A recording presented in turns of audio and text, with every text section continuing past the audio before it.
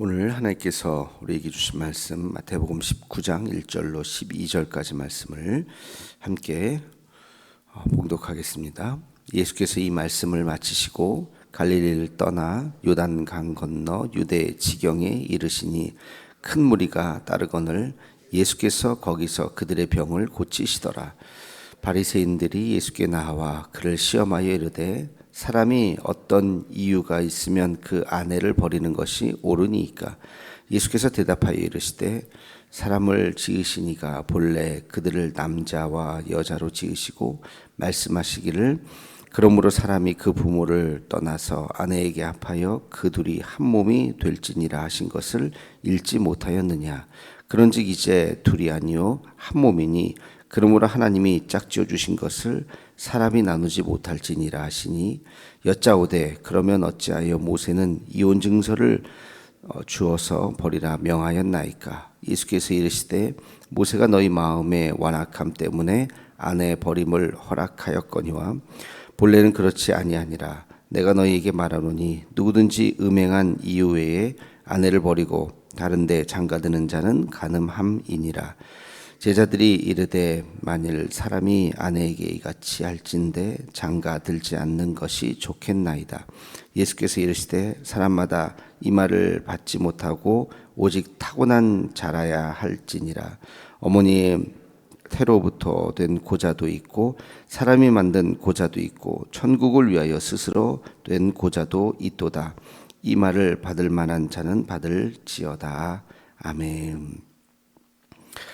오늘 말씀은 결혼과 이혼에 대한 이제 사람들의 바리새인들이죠. 그들의 이제 질문이죠. 이혼의 사유가 있으면 이혼을 해도 됩니까? 예수님의 대답은 하나님이 짝지어 주신 것을 사람이 나눌 수 없다. 우리 결혼식 때마다 이 말을 많이 하죠. 이게 대전제죠. 근데 이 말씀은 모세의 율법의 내용과 어떻게 보면 조금 다를 수 있어요. 모세는 이혼 증서를 써주면 이혼이 가능하다. 굉장히 이혼이 좀 어떻게 보면 좀 쉽다고 생각할 수가 있는데 예수님은 하지 말라고 하는데 방점이 있는 거죠. 사람이 나눌 수 없다. 그래서 또 질문하는데 왜 이혼을 해서는 안 됩니까? 그랬더니 예수님 말씀은 모세가 얘기한 것도 이혼을 하라는 것이 아니라 너희의 완악함 때문에 인간의 약함 때문에 이혼을 허락을 한 거죠. 어쩔 수 없이 마지못해서 허락을 한 거지 하나님의 뜻은 이혼이 아니다. 하나님께서 마지못해서 허락한 게 또 있죠. 왕을 주실 때 이스라엘의 왕을 주실 때 흔쾌히 그래 잘했다가 아니라 어쩔 수 없이 마지못해서 이혼도 마찬가지예요. 그래서 이것은 하나님의 뜻이 아니다. 하나님의 뜻은 이혼하지 말고 한번 결혼했으면 어떻게든지 끝까지 잘 살아라. 근데 한 가지 음행의 연고 외에는 이혼하지 말아라 하니까 음행을 했을 때는 이혼할 수 있다는 거죠. 그렇죠? 그러니까 예수님도 원칙적으로는 이혼하면 안 되지만 음행이라고 하는 어떤 조건이 된다면 음행이 사유가 된다면 이혼할 수도 있다라고 이제 말씀을 하셨어요. 근데 사실 제가 오늘 말씀을 이렇게 보니까 이 시대하고 시대적인 차이가 정말 많이 느껴지는 본문 중에 하나다. 이제 3절에 보면 그 사람이 어떤 이유가 있으면 그 아내를 버리는 것이 옳으니까. 여러분 이혼을 할 때 아내를 버린다는 표현 이런 것도 이 시대하고 전혀 맞지가 않죠. 아내를 버린다. 이거 남자 중심의 사고고 무슨 물건 버리듯이 무슨 아내를 버린다는 표현을 요즘에 누가 목사님들이나 누가 여자를 이렇게 버린다는 표현을 쓰면은 당장 아마 신문에 날 겁니다. 그러니까 이런 표현들은 이제 그 당시 2000년 전 남성 우월주의에 있었던 유대 문화, 뭐 우리 조선 시대도 마찬가지였겠지만 그 당시에 그런 문화가 이렇게 표현에 반영이 된 거지. 그래서 이런 것들은 좀 해석이 필요한 거죠. 해석이 하여튼 이혼이라는 게 지금도 존재하니까 남자 여자가 어떤 이유로 헤어집니까? 그러면 요즘에는 뭐 이혼율이 되게 많이 높죠. 그래서 말씀을 보면서 제가 결혼과 이혼에 대해서 한번 조금 더 깊이 한번 생각을 해봐야 되겠다. 정리를 한번 해봐야 되겠다. 첫째는 결혼은 사랑하는 사람과 하는 거예요. 이게 대전제입니다. 무슨 동정심에 하는 것도 아니고 불쌍해서 해주는 것도 아니고 결혼 사랑하지도 않는데 무슨 뭐 신분 상승 때문에 결혼해서도 안 되고 뭐 그쵸 등 떠밀려서 뭐 나이 때문에 옛날에는 나이 때문에 등 떠밀려서 막 결혼하는 경우가 꽤 있었는데 노처녀 빨리 29 넘으면 안 된다 해가지고 막 요즘에는 뭐 그런 시대는 아니죠. 그런 등 떠밀려서 하지는 않을 것 같고 아무튼 억지로 해서는 안 돼요. 그래서 결혼에 단 하나의 조건이 있다면 왜 결혼하는가? 사랑해서 결혼한다. 나이도 관계없고 뭐 여러 가지 환경도 관계없이 정말 이 사람을 사랑한다면 한평생 함께하고 싶다면 다른 사람이 아니라 이 사람하고만 함께하고 싶다면 결혼하는 것이고 두 번째는 이제 사랑해서 결혼을 했어요. 그러면 끝 결혼했으니까 이제 다 됐다가 아니라 사랑이라고 하는 것은 결혼을 통해서 그 사랑을 더 키워나가는 거죠. 사랑이 거기서 멈추면 안 되고 사랑을 죽을 때까지 계속해서 키워나가는 것입니다. 사람들이 이걸 잘 못하는 것 같아요. 결혼했으니까 이제 끝이지 뭐. 그러니까 그 다음부터는 이제 뭐 서로 함부로 대하고 뭐 그렇게 되면 안 되는 거죠. 여전히 사랑하는 거예요. 결혼하고 나서도 죽을 때까지 계속 둘은 사랑하는 거죠. 그래서 그 사랑을 키워나가는 지혜가 필요한 거예요. 그렇게 노력하지 않으면은 그 사랑은 어느 날 고갈돼서 그래서 더 이상 우리가 같이 살 의미가 없다. 이제 그렇게 되는 거죠. 그러면 깨지게 되는 거죠. 그래서 그 결혼한 이후에 부부가 어떻게 그 사랑을 더 키워 나가는지에 대해서 지혜가 필요하고 또 뭐 공부도 필요할 수도 있겠죠. 그런 것이 필요한 거예요. 그래서 죽을 때까지 뭐 지난번에 얘기했지만 20대의 사랑의 모습과 50대, 70대의 사랑의 모습이 어떻게 똑같겠습니까? 몸이 달라지는데. 그러니까 그것을 우리가 마음은 여전하지만 몸이 안 따라주잖아요. 그럴 때 우리가 어떻게 이제 다정하게 지내는가 하는 거에 대한 지혜가 필요하겠죠. 세 번째, 그럼에도 불구하고 이제 위기가 옵니다.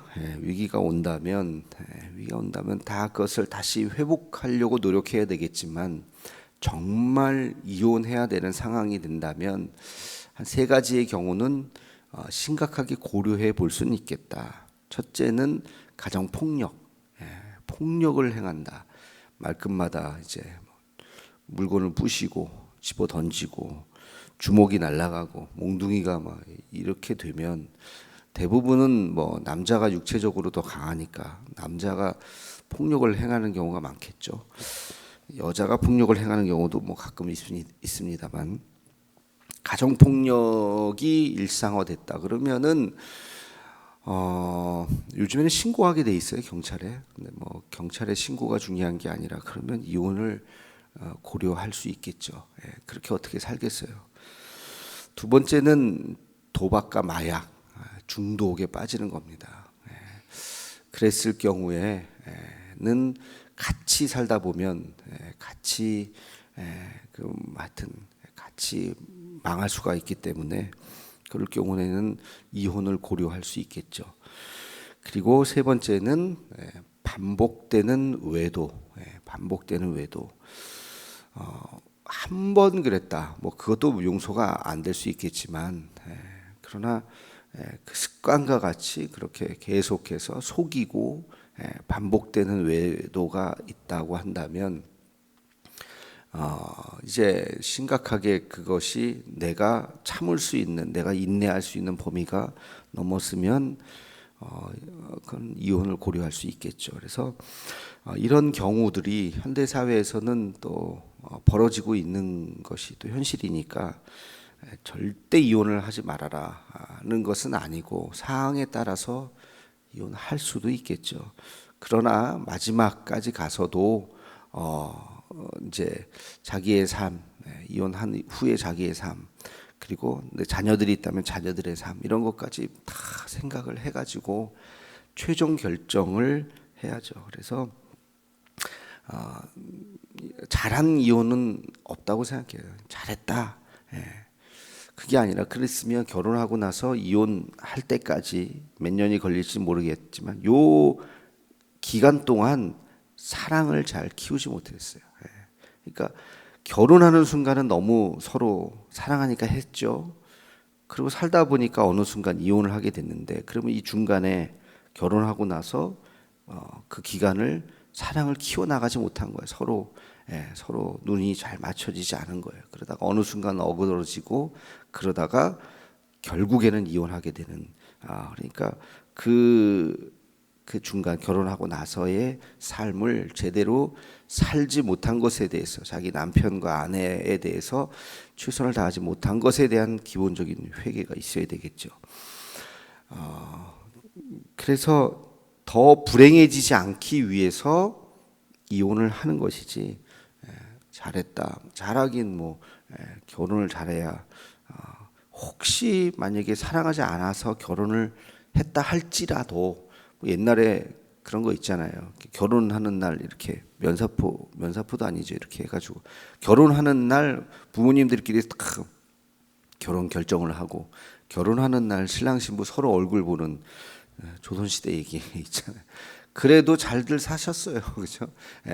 결혼하는 날 서로 얼굴 보면서 살아도 정들고 그러면서 행복하게들 잘 살았다고요. 그러니까 혹시 결혼을 조금 사랑하지 않아서 했다 할지라도 그 다음에 서로 더 사랑을 키워나갈 수도 있어요. 그러니까 하여튼 이혼이라고 하는 것은 할 수도 있으나 그러나 그 결혼한 이후의 그 삶이 굉장히 중요하다 하는 것을 우리가 그런 것은 안 배우는 것 같아요. 그렇죠? 결혼 학교 뭐 이런 거 없잖아요. 그냥 얼떨결에 결혼하고 그냥 얼떨결에 사는 거지. 이런 갈등을 어떻게 해야 하는가? 남편의 어떤 단점을 내가 봤을 때 이거를 어떻게 고쳐줘야 될까?